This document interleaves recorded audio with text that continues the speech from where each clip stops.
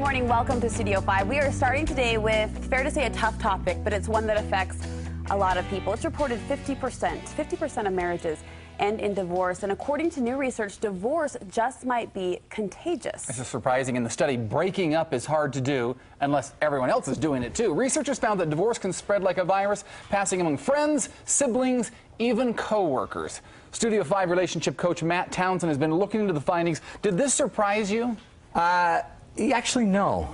I thought it would. I mean, because it is kind of shocking. It's surprising. Except we all know people that have a best friend that got divorced, and then all of a sudden I'm talking to them and they're ready to divorce, and I ask them, why are you so, and they start talking about their friend that just got divorced that's helping them see more clearly. So I wasn't too surprised. It's out there. Now, the whole story is basically they've been studying these people over a long period of time in Framingham, Massachusetts.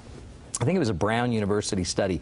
And what they found is, over time, depending on who you hang with, the clusters they call them, divorce clusters, certain groups of people you hang with, if they go through a divorce, you're more inclined to go through a divorce yourself. So is this friends, family, who is this? It's everybody. Friends, family, coworkers, all increase the likelihood of divorce. So here's some examples. For example, if you have a friend that gets divorced, that friend that gets divorced and you hang out with them, you call them a friend, you'll have a 75% bigger chance, you're 75% more likely that you will get divorced yourself within about 4 years. Now, it's more likely than you normally would. So if you have a very little chance of getting divorced, you still increase the likelihood by 75% to get divorced in that moment. Some other examples, though, were coworkers. Coworkers, that to me was an interesting one. If you just work in a small firm, you have about a 55% chance, if a coworker gets divorced, the odds are going to go up 55% that you're going to get divorced because of hanging out with that coworker. Even a friend of a friend? 33%? A friend of a friend. So 2 degrees of separation. Not even your friend, but if your friend's talking to their friend, a lot about that just got divorced, those conversations are going to make it back to you. You know, it seems ludicrous to think that divorce really might be contagious until you talk about it. Yeah. And like, I have a totally stable marriage with my wife. We don't ever think about divorce until we start talking to someone. And I start saying, oh, it's okay. I understand what you're going through. And you find yourself consoling and justifying and making excuses. And then you find yourself looking at your marriage differently because of that. Well, what is it? Your mind just starts to go there? It starts to think about it? I think it is actually the conversations that make it contagious. It's not like it's this infectious disease. It's not like they're coughing divorce gunk.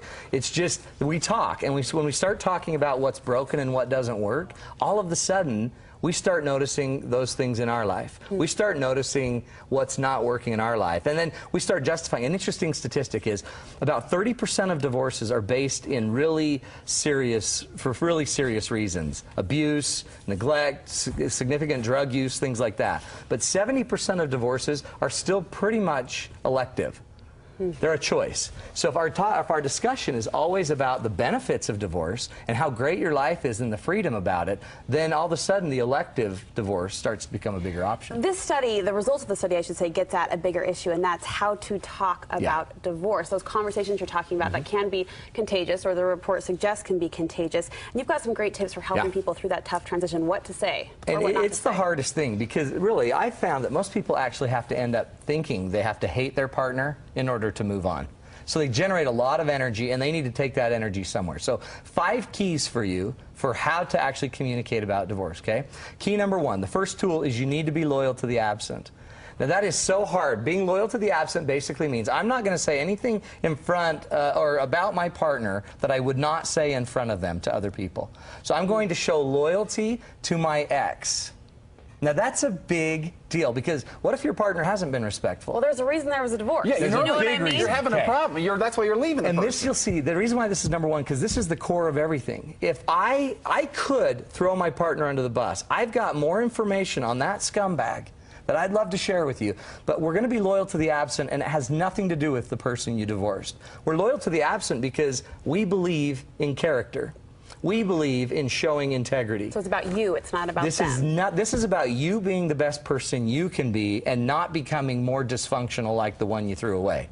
The more you talk about them, the more you're actually probably becoming more negative like them. So be loyal to the absent. By the way, that's a great principle with everybody in your relationships.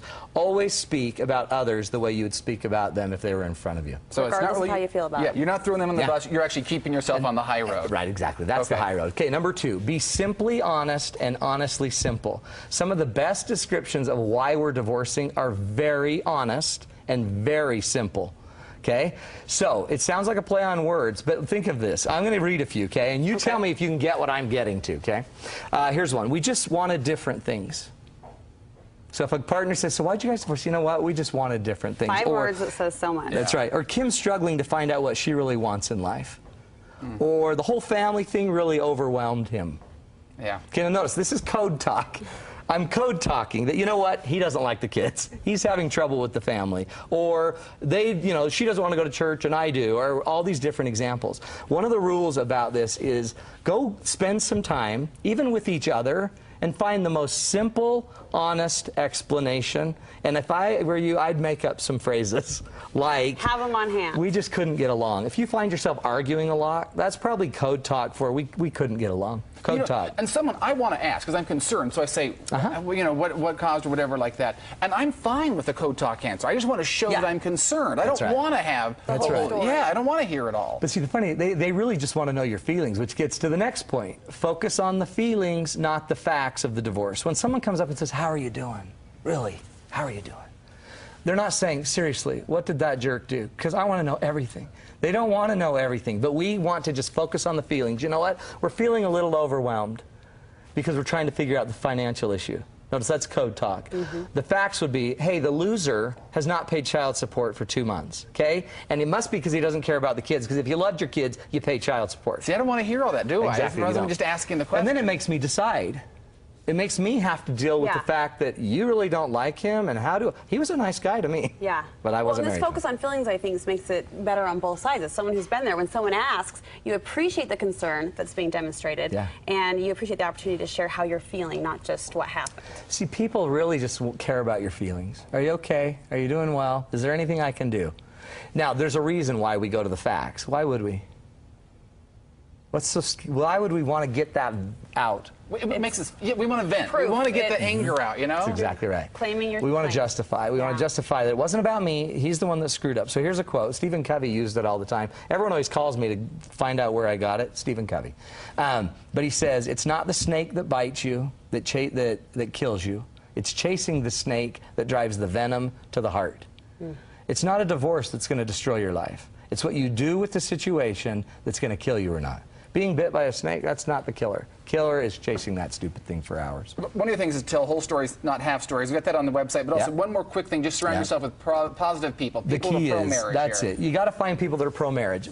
Statistically, in almost every category, marriage is healthy, marriage works. So find people and put them around you that are pro-marriage. Pro-counselors if you need it, pro-therapists, pro-coaches, pro-parents that are all pro-marriage.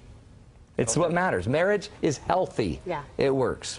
All right, Matt, great tips, fabulous tips. There's more tips and some of those code phrases for you listed on our website.